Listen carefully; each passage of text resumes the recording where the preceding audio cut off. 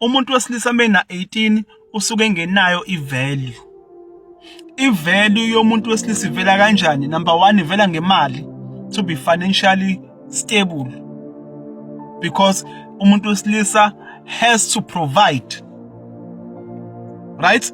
Ivalue kumuntu wesilisa ivela ngewisdom.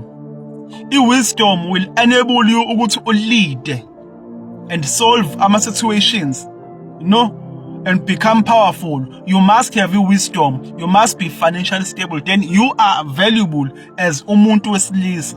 Siye kumuntu wesifazane. Kumuntu wesifazane nakhona i-value number 1 angithi umuntu wesilisa sayini ability to provide imali. Ngala kumuntu wesifazane ubuhle bakhe, umzimba wakhe, ukuba fertile kwakhe ngoba phela kumele kuzalela izingane, i-value leyo iphinde izovela nange-wisdom. But in most cases kumuntu wesifazane kunakwa ini? Ubuhle bomzimba wakhe. Mena 18 usuke fresh, umzimba wakho u-attracting ngoba usuke ezalweni nayo, isuke iphezulu mesasemncane. The more ekhula, the more yehla i-value. Umuntu wesilisa ngala i-value kumele ukuthi ayisebenzele. It takes time ukuthi ube nemali ne-wisdom, right? So ngala umuntu wesilisa usuke busy eyakha i-value.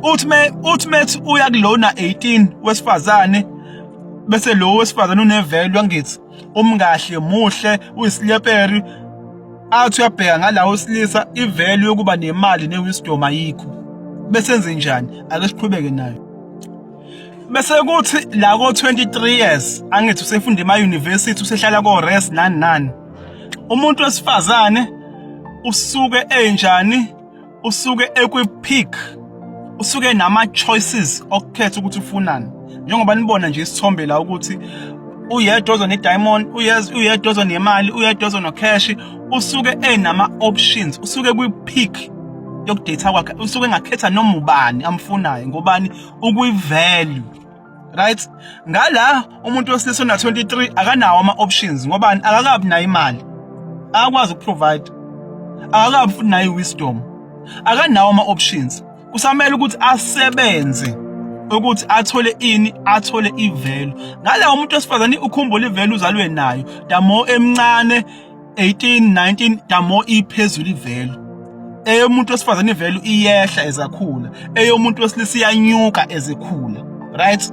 Ake siqhubeke nayo ke sibone. Bese ukuthi umuntu wesifazane mase la ko-28 i-value yakhe isiyaqala siyehlike. Angithi akhumbula ko-23 ukuthi benama-options, kukhona yonke inhlobo yendoda emfunayo. Bafuna lobuhle bakhe, bafuna lo mzimba wakhe, bafuna yena nje. So uma ke eseku-28 abasakho bonke labantu abekade bemfuna ngoba phela sebefuna enye i-value. I-value siyehlile kuyena, sebefuna enye i-value. Bashona kephi? Bashona phansi ko-23 lapha, ko-19, ko-20, yena useko-28 manje. So sekumele abhekane nempilo ngqo. Wonke lama-benefits lawo bekade wathola ngenxa ye-value anayo awasekho. Sekumele abhekane nempilo njengoba injalo. Useyaqala-ke uyawubona umhlaba ukuthi unjani, right? Ngala owesilisa ubusy wakha i-value yakhe. Ila eseqala khona eseba ne-confidence. Ila khona eseqala khona esebona ukuthi yabo ngumuntu nami. Ngobani? I-value takes time. If ubusy usebenza kuyo, if ubusy uyakha, by the age of 28 ila khona eseqala sekukhanya khona kumuntu wesilisa, right? Ake siqhubeke. Bese ukuthi ngala umuntu wesifazane mase na 35 ila khona eseqala khona sethi mena dogs, sesho konke lokho akushoyo. Abantu besilisa azobathola mhlawumbe abazo ngamthathi serious, right? Ngobani? I-value yakhe ukhumbule wayishiya sasemncane lapho. Kunokuthi ayivikele i-value yakhe kuze kufike umuntu o-right, wayishiya kubantu aba-wrong, ayetshela ukuthi ba-valuable, yabo. So by the age 35 useyaqala uba disparate, useyaqala uya kuma-dating sites, useyaqala usehambe ebheka noma ukuphi, yabo. Usefuna nama-plans okubamba indoda nani. Ngala owesilisa age 35 usuke ekwi-peak. Kodwa umuntu wesilisa ohlakaniphile, hayi lo ozothi engena value agijima hambe ejaha abantu abazomunca igazi. Ohlakaniphile oyisebenzela i-value by the age 35 usuke esekwi-peak.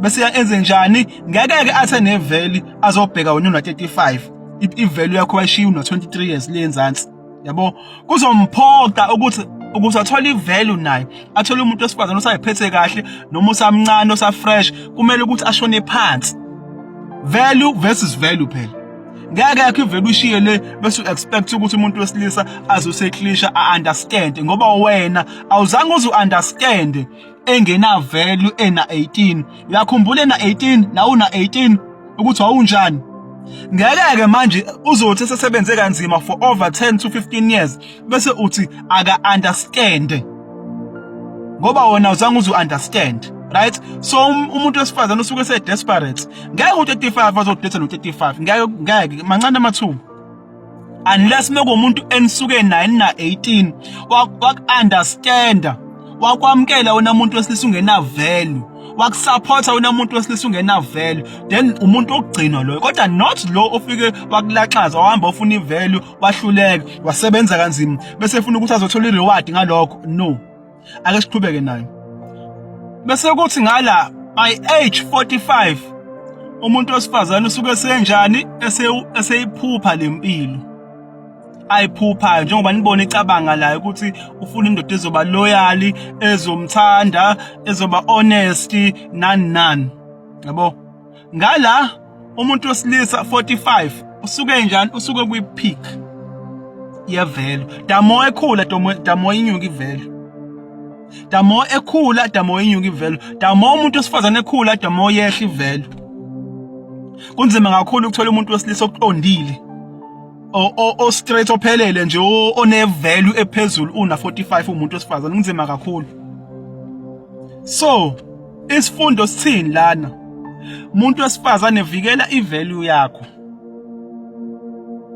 damo ukhula damo yehla vikela ivalue yakho nawe umuntu wesilisa isifundo sithini focus on building yourself ungathi ungelutho uhamba ujahana namantombazana ngoba uyogcina ungelutho isibotho nje esingayanga ndawo ngoba uwaste i-energy onayo wawaste imadlana le encane onayo ebekumele ukuthi usebenzise kuwena ukuthi uzakhe wazoyiwaste kumantombazana yabo wazoyiwaste kumantombazana wagcina ungayanga ndawo nawe umuntu wesifazane funa ivalue ayizi ngemali kuphela kumuntu wesilisa nange-wisdom zinika isikhathi ungenzi izinto ngokujaha uthathela phezulu usasemncane ngoba ama-decisions owenzayo angakunika inkinga for the rest of your life thola ukuthi wahlangana noma kuqondane kodwa wena ngobani wawubuka ngeso lemali wamlahla wangaba nesinyeke wangafuna ukumuzwa wangafuna uku-understand kodwa wena usufuna uku-understand ngoba nakuthi una 45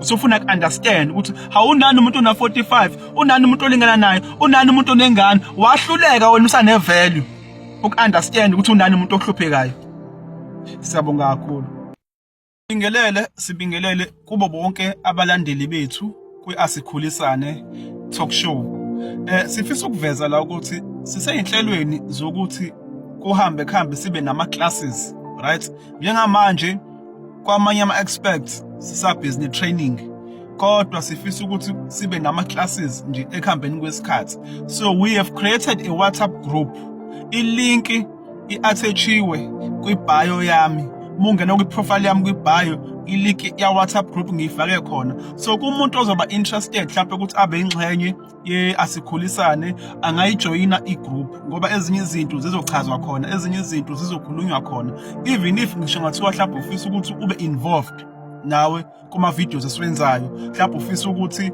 usuggest ama-topics noma ufisa ukuthi ube involved uzokwazi ukuthi upropose khona egroupini and ama-classes ethu esizowaqala ekuhambeni kwesikhathi azofocusa ey'ntweni eziwu-4 isintu umlando wethu thina abantu abamnyama because sifidwe umlando o-wrong sifidwe udoti womlando ophambanisiwe right kuzoba personal development ukuthi ukuze ube umuntu uhambe kahle yiphi indlela yokuhamba personal development yabo ukwazi ukukhula right bese kuzoba yini enye business and money sizoxila kakhulu kule ye-business and money sabantu abamnyama nayo sizokhuluma ngayo sikhulisane ngayo so kumuntu nje ongase abe interested ilinki ikhona i-attach-iwe kwi-bio i-asikhulisane classes. Ilapho khona la sokuplana khona yonke into, si-discuss way forward nama-topics mhlawumbe uma ufuna ukusuggesta, nama-class uma sezoqala sizokhuluma khona ukuthi uregister kanjani, kuhamba kanjani.